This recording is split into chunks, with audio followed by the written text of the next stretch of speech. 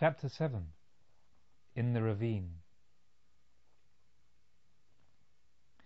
Deeply moved by these vivid memories, the young seeker became silent for a short time.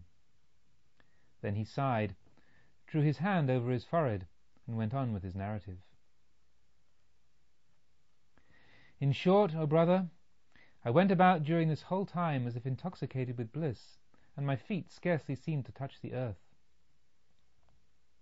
On one occasion I felt obliged to laugh aloud, because I'd heard that there were people who called this world a vale of tears, a place of dissatisfaction, and who directed their thoughts and aspirations to not being born again in the human realm.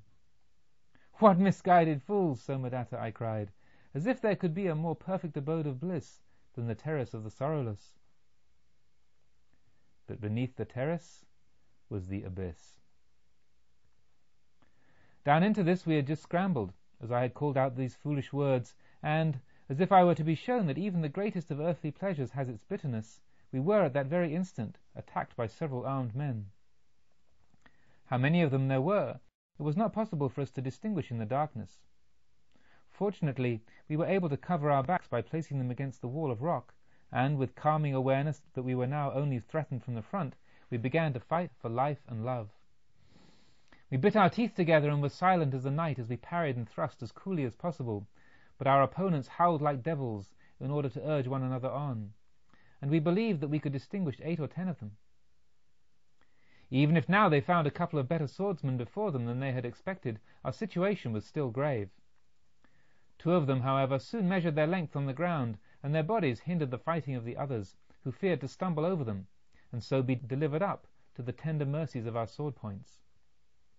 We guessed that they then withdrew a few steps, for we no longer felt their hot breath in our faces. I whispered a few words to Somadatta, and we moved a couple of paces sideways, in the hope that our assailants, imagining us to be in the old spot, would make a sudden leap forward, and, in so doing, would run against the wall of rock and break the points of their swords, while ours would find a firm lodging place between their ribs. Although we were as cautious as we could be, some faint sound must have awakened their suspicion, for the blind attack we had hoped for did not come. But presently I saw a narrow streak of light strike the wall, and also became aware that this ray was emitted from a lamp wick, evidently fixed in a carefully opened holder, beside which a warty nose and cunning half-closed eye were to be seen. As the bamboo pole by the help of which we had scaled the terrace front was still in my left hand, I made a hearty thrust with it. There was a loud shriek, and the disappearance of the ray, no less than the crash of the small lamp as it fell to the earth, bore witness to the efficacy of my strike. This brief respite we made use of to get away as rapidly as possible in the direction from which we had come. We knew that here the gorge became gradually narrower, and the ascent somewhat steep, and that finally one could scramble up to the top without any great exertion.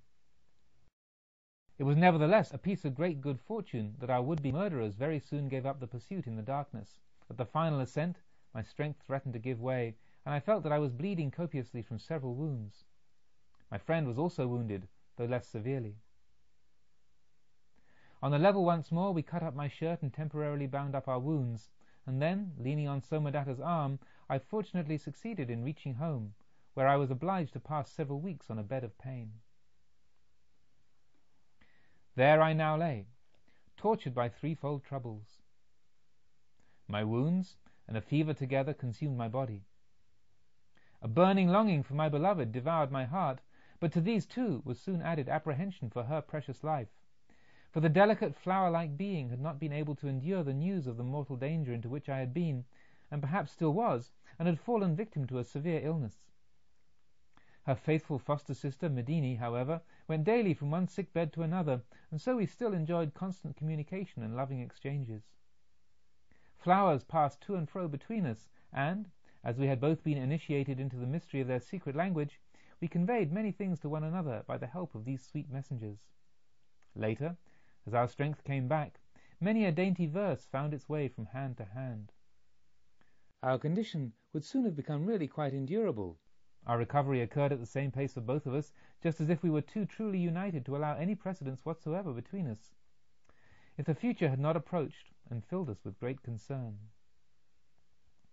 I should say here that the nature of the enigmatic attack had not remained a mystery to us. None other than the son of the Minister of State, Satagira was his hated name, with whom I had wrestled on that unforgettable afternoon in the park for Varsity's ball. None other than he had set the hired murderers upon me. Beyond a doubt he had noticed that I had remained behind in town after the departure of the embassy, and, his suspicions having been thereby awakened, he had very soon spied out my nightly visits to the terrace. Oh, my friend, that terrace of the Sorrowless was, to our love, like a sunken island now. True, I would have joyfully flung my life into the breach over and over again to be able to embrace my beloved, but even if Varsity had had the heart to expose me every night to deadly danger, any such temptation was spared to us. Satagira, in his low cruelty, must have informed the parents of my sweetheart of our secret meetings, for it was soon apparent that Varsity was carefully and jealously watched. Besides which, staying out on the terrace after sundown was now forbidden to her, ostensibly on account of the danger to her health. Thus, then, was our love homeless. That which most of all feels itself at home in secret might only now be so where the whole world looked on. In that public garden where I first met sight of her divine form, and had searched for her several times in vain, we met once or twice as if by chance. But what meetings they were! How fleeting the stolen minutes! How hesitating and few the hasty words! How forced the movements which felt themselves exposed to curious or even spying glances! Varsity begged me to immediately leave this town in which I was so threatened with deadly danger because of her presence. She reproached herself bitterly for having prevailed upon me to stay, and thereby having all but driven me into the jaws of death. Perhaps even at this very moment in which she was speaking, a fresh band of assassins was being hired to slay me. If I did not depart at once, and so place myself beyond the reach of this peril, I would make her the murderess of her beloved. Suppressed sobs choked her voice, and I was obliged to stand there without being able to enfold her in my arms or kiss away the tears which rolled, heavy as the first drops of a thunder shower, over the strained contours of her dusky cheeks. Such a farewell I could not abide, and I told her it was not possible to leave without first meeting her alone, in whatsoever way this might have to be accomplished.